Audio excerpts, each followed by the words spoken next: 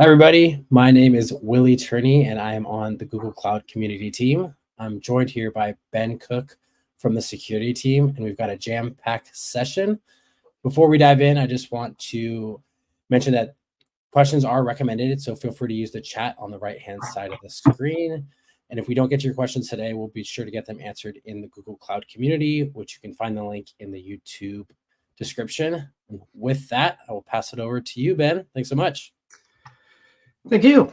Hello, everyone. Today, we're going to be talking about operationalizing threat intelligence within our Chronicle Security Operations platform. So just to get started here, let's talk through the agenda really quickly of what you're going to see today. First, we're going to talk about the scope, as obviously threat intelligence is quite a broad subject in and of itself. So we'll kind of narrow down the scope as to what kind of threat intelligence we'll be talking about from that perspective. We'll be talking about the challenges of bringing threat intelligence into a SIM or security operations platform. We'll talk a little bit about how Google uses applied threat intelligence to overcome those challenges. And then we're actually going to jump right into a live demonstration to give you an idea of what that looks like live in the platform today. So just to start us off on the scope here, anytime we're talking about threat intelligence, this is a very, very broad topic in and of itself, right? And if we break it down into the three main components, we typically talk about strategic, operational, and tactical threat intelligence.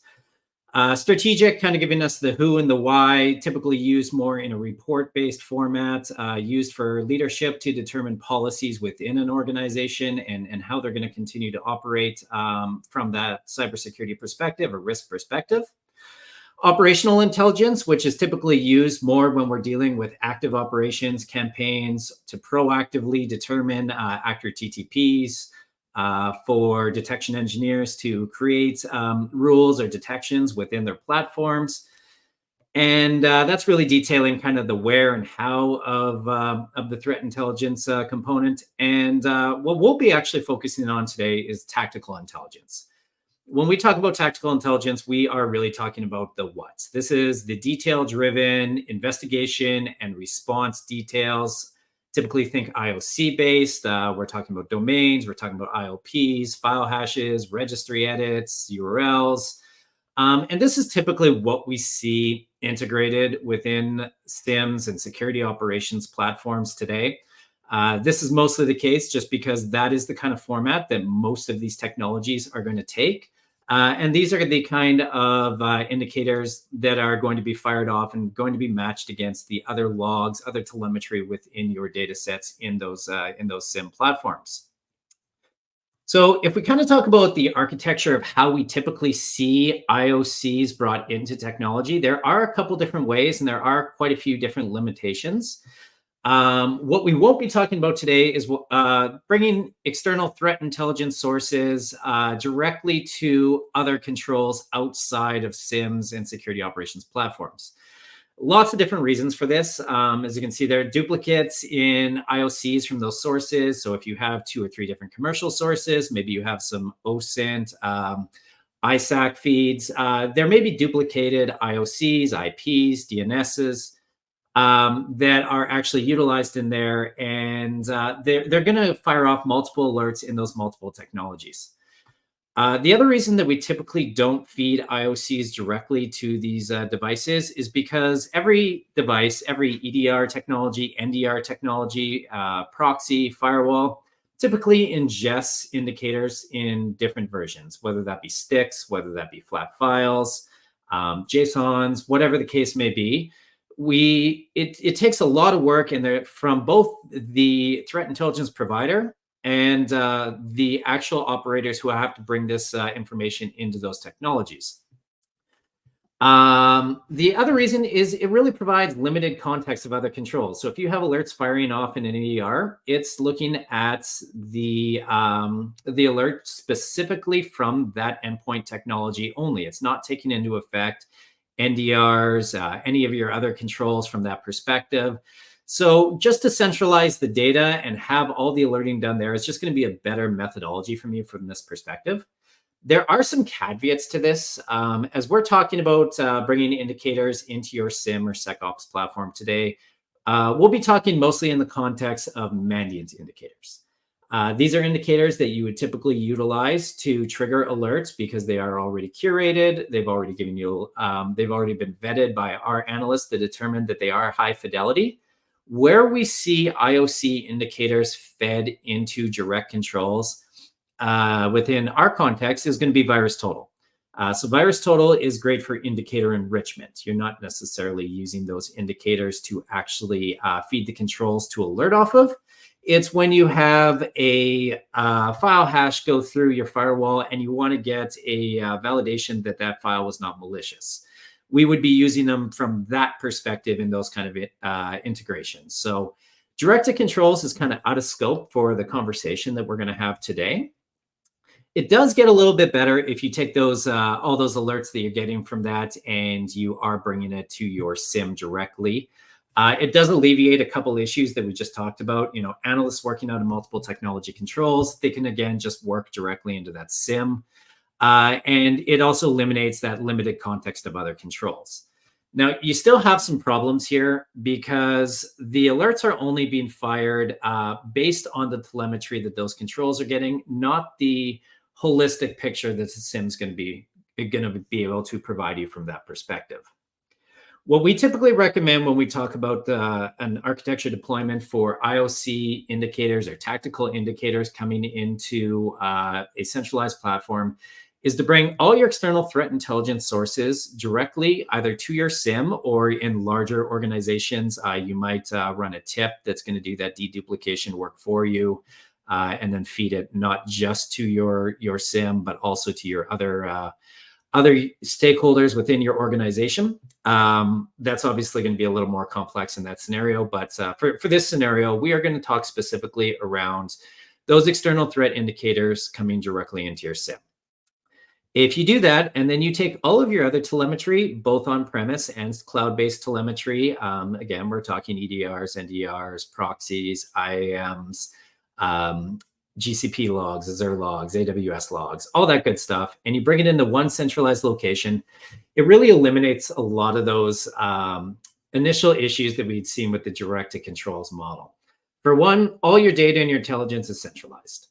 For two, you can create rules based on multiple controls. You can say something like, hey, I saw this MD5 get written to a device. That alone may not cause you to trigger an alert.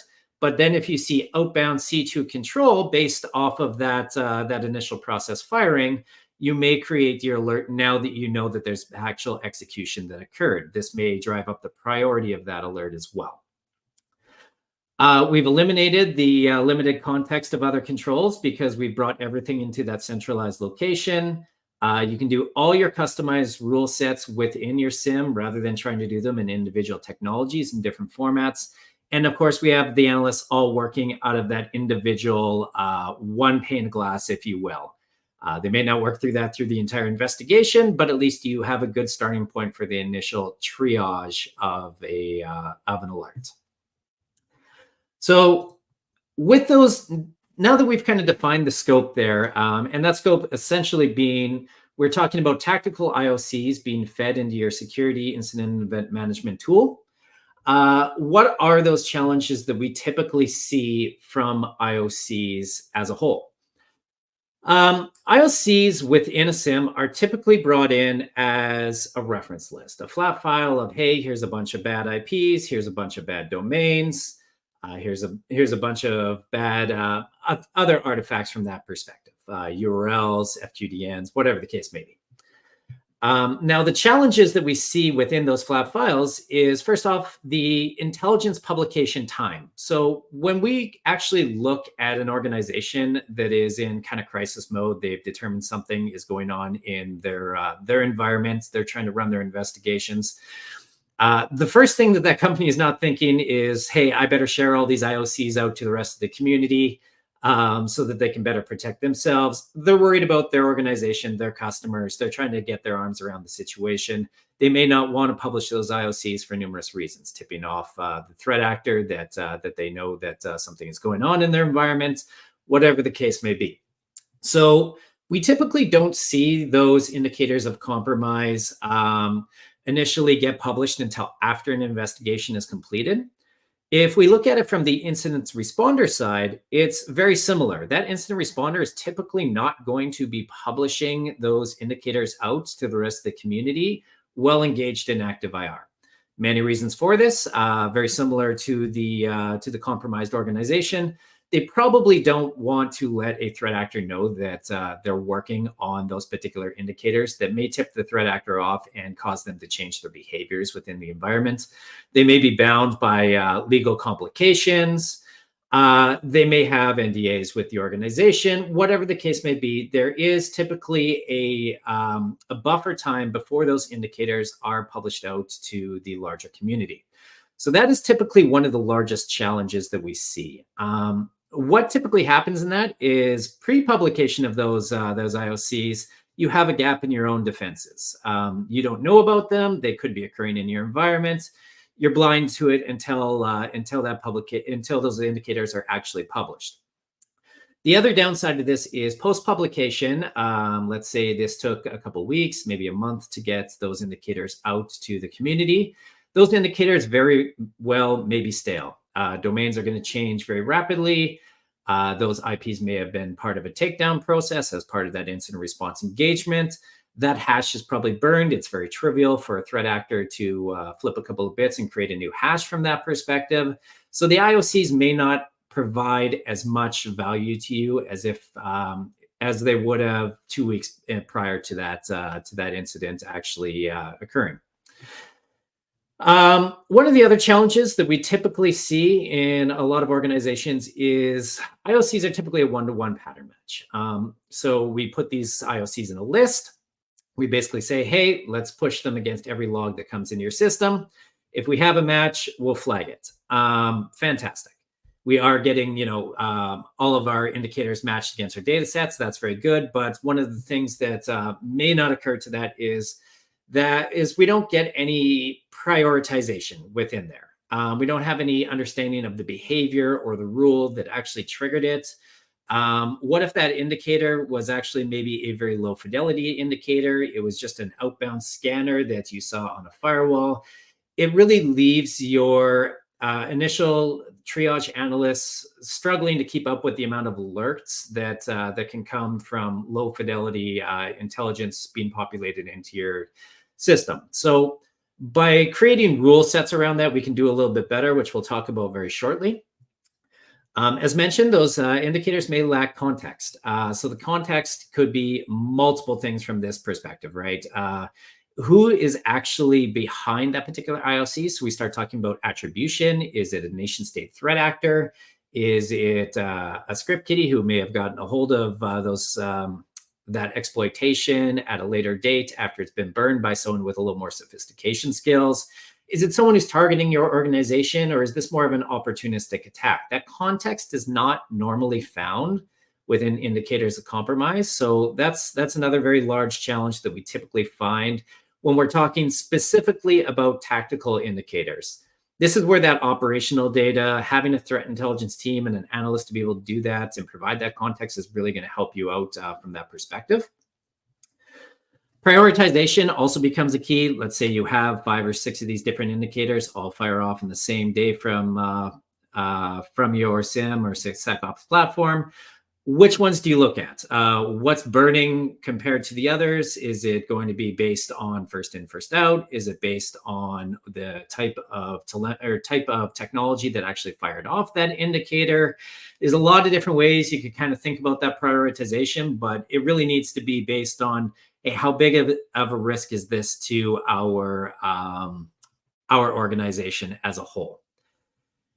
And last but not least, intelligence applied to data subsets. So IOCs, as I mentioned, are typically matched in real time. So as an IOC gets published, every log that comes into your environment from that particular point on is typically what it's matched against. But what about your data from 3 months ago? If we kind of go back to that conversation about timely intelligence publication, where this actual indicator may have been around for 2 or 3 months, shouldn't we not then apply that indicator to all the data sets retroactively, as well as just not place in time? So we need to think about it from that perspective. when we kind of talk about, those challenges, how do we start solving for them really? And if we kind of take a look at those 5 challenges from the last slide there, this is kind of how Google is taking an approach to this. So first off, when we talk about that limited visibility, when we bring in our Mandiant and VirusTotal applied threat intelligence indicators, it's applied to all your data sets. We're talking 12 months of hot data where this is applied to, so that you can determine, hey, yeah, maybe we saw this breach occur today, but did we see any of these indicators populate 2-3 weeks ago? That can be quite a manual, laborious process if you have hundreds, thousands, tens of thousands of indicators. This needs to be done in an automated perspective from that platform. When we talk about delayed publication, this is really the biggest differentiator when we start talking about applied threat intelligence today. Mandiant itself is a incident response firm. We do roughly 200,000 hours of incident response a year. If you break that down, that is 23 years of man hours of incident response per year that we actually get to work with organizations against these threat actors, kind of in these organizations' worst day. And we can have determined a way to bring that real-time indicators, those incident response indicators that we're working on, and bring it into Chronicle. If you were to buy a Mandiant subscription today and you were to push it to any other third-party SIM or TIP, you would get a subset of our data. These are publishable indicators. These are the indicators that we talked about. The active breach, the incident response is completed. We've had time to make sure that these indicators are no longer being actively used in that incident response engagement, and we're now able to publish these out. What we've done on this end, because Chronicle and Mandiant are both owned by Google, we are actually able to apply your data sets to our indicators rather than applying our indicators to the data sets. Seems like a very small, trivial kind of nuance there, but what this allows us to do is essentially keep a hidden list or database of all these indicators within our global context entity graph, and only reveal them if you have been impacted by that breach. So that actual processing of those indicators is done in the background. You don't have access to those database, to those lists of that real-time incident response investigations. But because you're bringing all your telemetry into the Google Security Operations Center and you are bringing those indicators in there, we're actually able to match them basically across your entire technology stack as long as that data is coming in. This is really how we're getting around that scenario of not tipping off threat actors, of not exposing those indicators, but still protecting our organization and our customers. When we talk about unprioritized results, every time we see an applied threat intelligence alert fire within the organization, we've actually been working on that breach. We've determined who those threat actors are, whether it be an unknown group, whether it be a financial threat actor group, a APT group, and we're able to provide the attribution associated with that indicator. So if that hash is part of a campaign being run by APT43 utilizing a piece of ransomware, we'll actually be able to provide that information about the ransomware family. We'll be able to provide that information about the threat actor, which is then going to help continue to guide your investigation based on that information. For example, if you saw an alert come that was aligned with a group we call UNC5266, they were associated with the Avanti zero-day compromises, and you would know potentially where the initial compromise started, which would then allow you to drive the investigation in that direction. When we talk about personalized results and we talk about adversarial focus, we also need to talk about prioritization.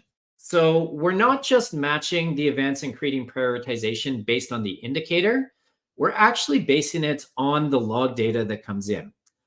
So things like, is this outbound to inbound? If we see a blocked outbound to inbound network connection, that's going to lower the prioritization for you, because in many cases, that's probably an indication that threat actor had not got into your environment. Maybe it was initially a scanner, something of a lower priority that you don't want your triage analyst to be focusing on immediately.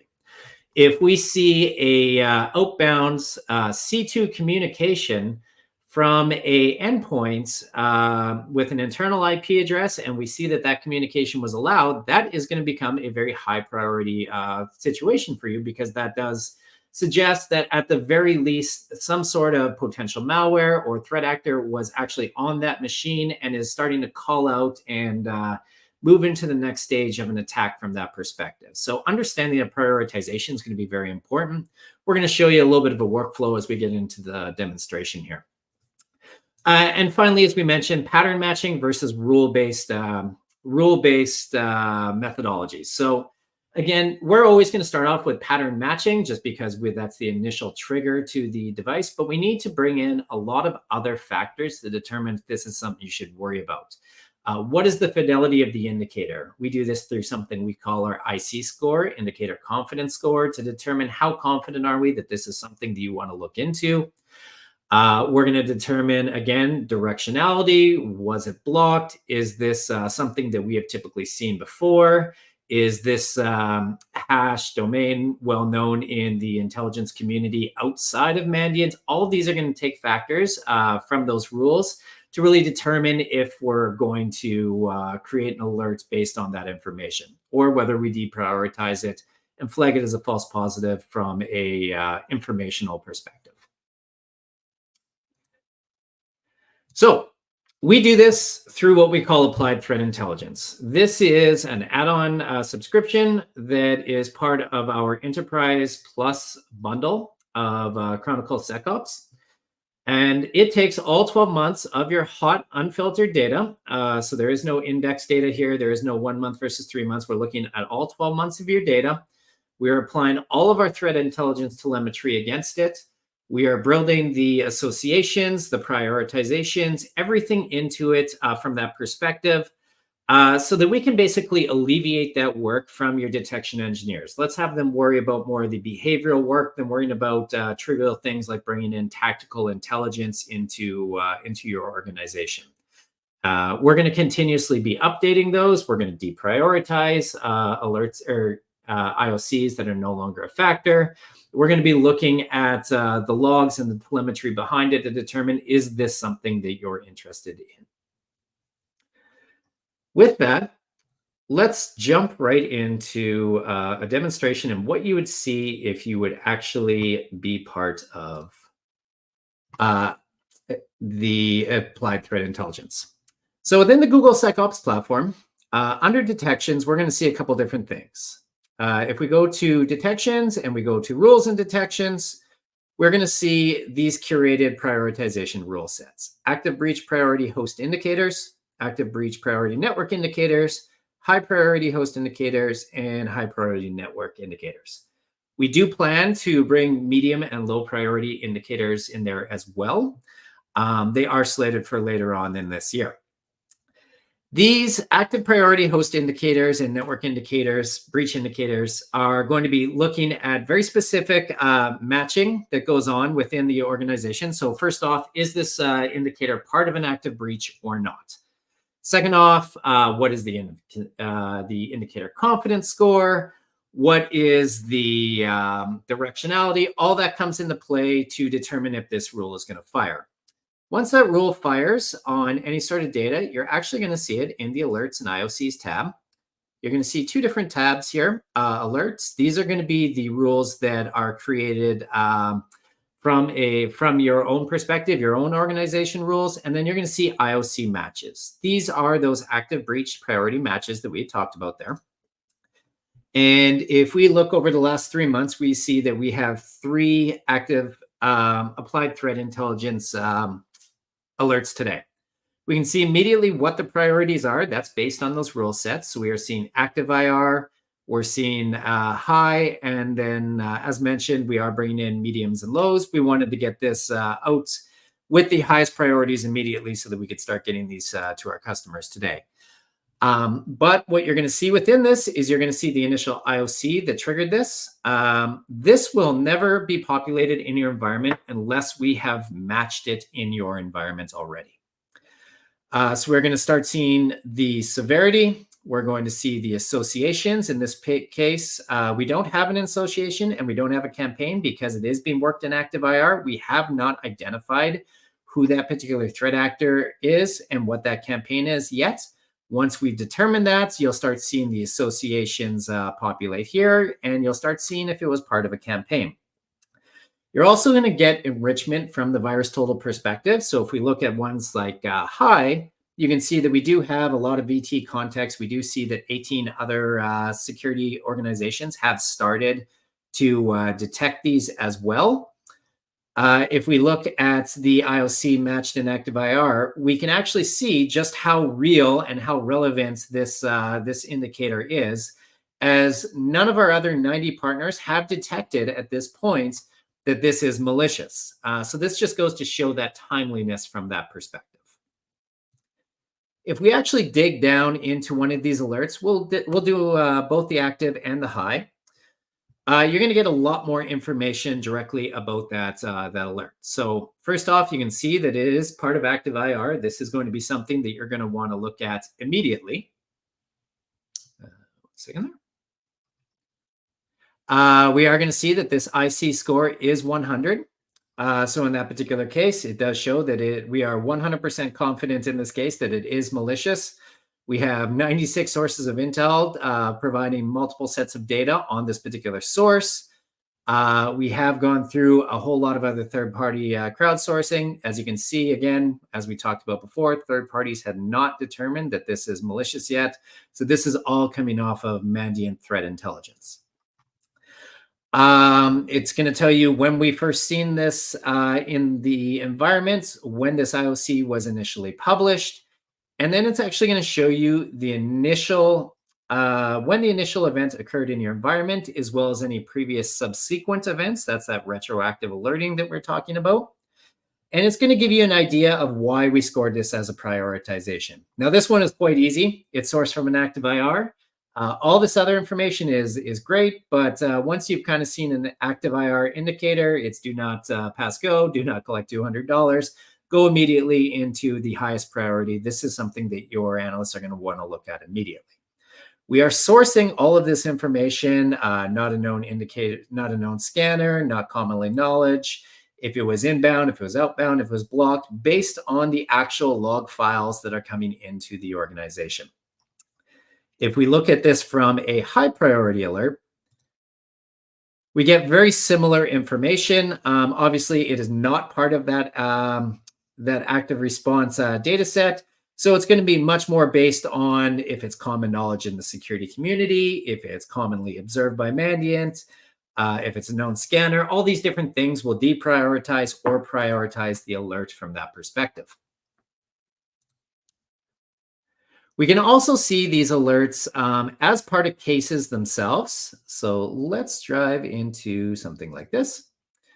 And you can also start seeing the other component of Google that really powers our SecOps platform, which is our Gemini AI. So what Gemini AI is going to do is it is going to start populating all sorts of information, summarizations around all the information that you're seeing, next steps that you should take. You can have full case management within here. You can have full playbooks developed to automate your response and collect your initial triage data. This is all part of that enterprise bundle, driving these applied threat intelligence behaviors. You can see all the initial process and file launches that are associated with that. This in itself is what applied threat intelligence is doing today and kind of how we would work it into your day-to-day workflow where your analysts can actually start their investigation and run their investigation out of. With that, we will turn back over to the Q&A just from this particular. We did have a few pre-registered questions. So we'll kind of run through those, and then if there are any questions in the chat, we will try to get to those as well throughout the time frame here. So the first question being, can this solution integrate with other cloud solutions like Azure or AWS? This is a bit of a yes or no answer here. If the question is kind of redesigned as, can we take our Azure and AWS data and apply this intel to it? Yes, absolutely. You would feed your Azure or your AWS logs directly to Google Chronicle, and then we would be able to build it into that workflow. If you're asking the question, can we take applied threat intelligence, the actual application, and move it onto Azure or AWS? No, we cannot. And that kind of goes back to that conversation around the non-publishable indicators. We would not be able to provide that data set in there.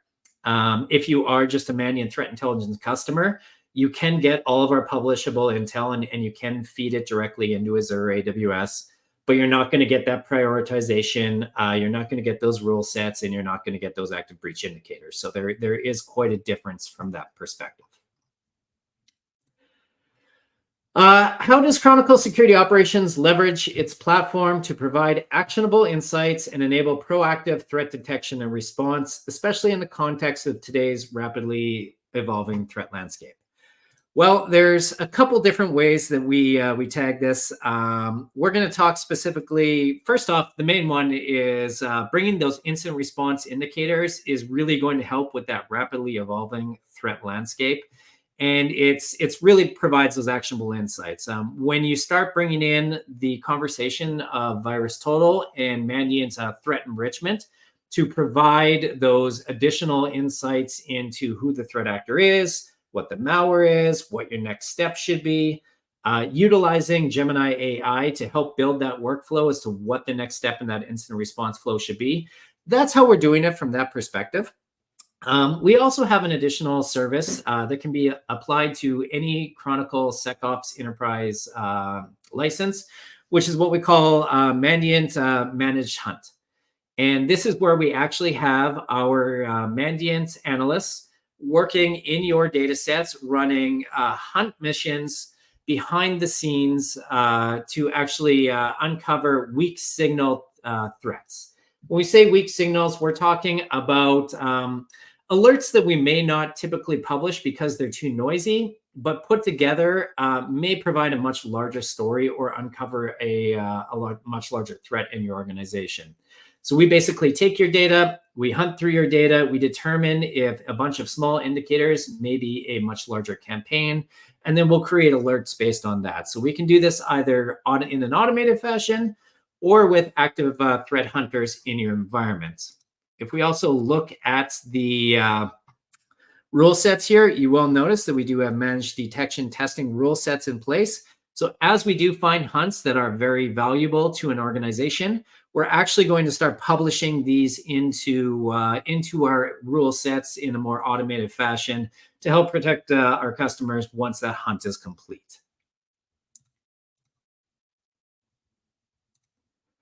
Why are broad and precise rules and curated detection? I think that should be, what are broad and precise rules and curated detections for high and critical IOC matches? Does broad mean the relevancy of the matches is lowered, and also is broad and precise redundant? So what we're talking about here is, if we go back to that page, you can see within the active breach host indicators, enabled rules, precise and broad. The easiest way to look at this is broad rules are more threat hunting or experimental rules. When we talk about broad, so we might remove some factors such as we might remove the blocking component of that rule, or we may remove the directionality of that rule because we've seen the directionality both ways. And what we're doing there is really determining, is this going to generate a lot of false positives? Is this information that may be relevant? Whereas precise is going to be a much stricter set where we've basically productionized, we feel very confident in the rule. It's not going to produce a lot of noise in your environment that above and beyond things that you're going to want to look at. And any one of these can be turned on or off, and the alerting can be turned on and off as well. So if you wanted to enable the broad rules to have that those alerts but maybe not have them fire off an actual alert, you can absolutely do that from that perspective. How does Chronicle differ from other SIM solutions? That is a very broad categorization question. So let's just take a look at a couple answers there. If we were to talk about it from a speeds and feeds perspective, this is built on the GCP platform. Google has been driving data for 15 plus years now. We are very, very good at handling large swaths of data. It's one of the reasons that every instance of Google Chronicle comes with 12 months of hot data to allow for sub-second searches. If we talk about it from a content perspective, which is really some of the biggest differentiators of Chronicle, as you know, Chronicle acquired Mandiant quite a few years ago, about 18 months ago now, specifically for our knowledge on threat actors so that we can apply it directly to customer environments. One of the very first iterations you're seeing is the applied threat intelligence that you're seeing today. When we start taking that depth of Mandiant and we can then enrich it with the breadth of Virus Total, as well as all the other safeguards that we have in the organization, so things like safe browsing, our own internal security operations teams, we can really provide some insights that you're not going to get from other SIMs out there that don't have first-party intelligence directly baked into their technology, where it's more of a partnership than an actual ingraining into the platform itself. And of course, in case no one's heard, Google is in the AI business. It may have come up in the last little while. And one of the things that we have really started to ingrain in all of our products is how can we utilize AI not to solve all the world's problems, not to replace the jobs of threat analysts, but how can we make their jobs easier? How can we start building summarizations so that a threat analyst doesn't have to go through 20 different technologies to get all the pieces of the puzzles? How do we start building report generation so that we can summarize this and bring a large-scale incident to an executive in an easily readable format that takes out a lot of the analyst tactical details that aren't really necessary at that point? All those factors are being brought into to Gemini as well, and we're also using it to start helping with detections. We're also using it in our own incident response engagements. So it is a ingrained part of all of our solutions, and is honestly one of the biggest differentiators that we have today. We do have a couple of questions in the chat here, so let's maybe jump into those. First question that we had here is, in context to MITRE ATT&CK framework, how much is Chronicle Sandbox covering related to TTPs?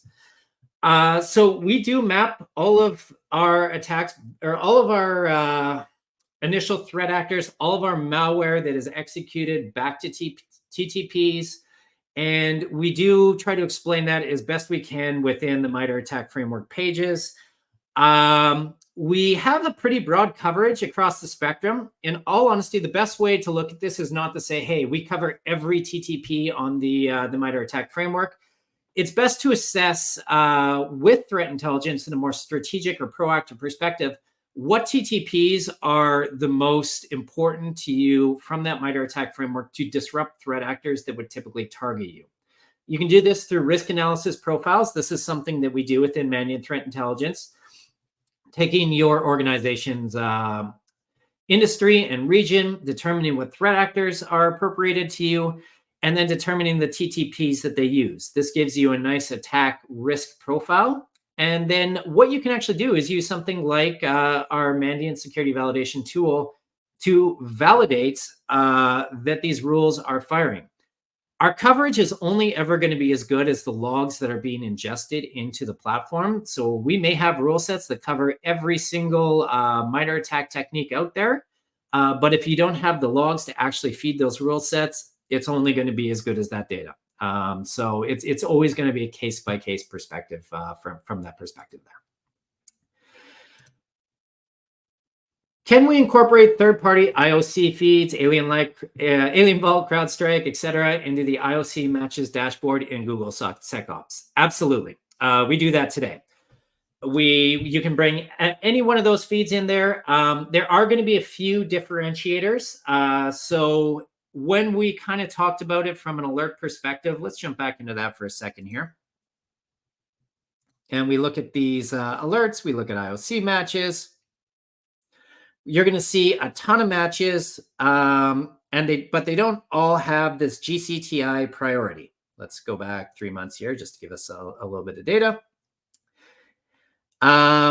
You can see that only the applied threat intelligence one do, and that's just because that data set is actually ingrained back into the third-party, the first-party integrations we have with Mandiant and VirusTotal. So that's where we're getting those associations from. We're trying to build that out as much as we can where that data is available from those providers. So you can see we do have another file here. This was not matched on that particular source. It was actually just matched on Mandiant Fusion Intelligence, which, by the way, is brought in as third-party intelligence. And we're able to bring those associations in. So you are going to miss some. There are going to be some differences from that perspective. If we were to go into another an alert that did not come from us, what you're actually going to get is a little bit of a different page just based on the alert itself, what's going on in the environment. You're still going to get those relevant IOCs. You're still going to get the VT context, but not all data is applied in the same way. But absolutely, you can bring those feeds in. You would have to create a rule set around them, but that data is incapable today. I do believe that is all the questions that we have in there. So with that, Willie, maybe I'll turn it back to you. Yes, thank you, Ben. Great session, jam-packed with information. Thanks for everyone who joined. If you weren't able to ask your question, feel free to hop into the community and join, learn, and engage. If you want to give us some feedback, I'll drop that into chat now. Let us know how we did and let us know about future sessions you'd like to learn about. And then we have some upcoming Google Cloud Security events, so you can check that out within the community as well. And thank you again, Ben. It's been a great session. Thank you. Take care, everyone.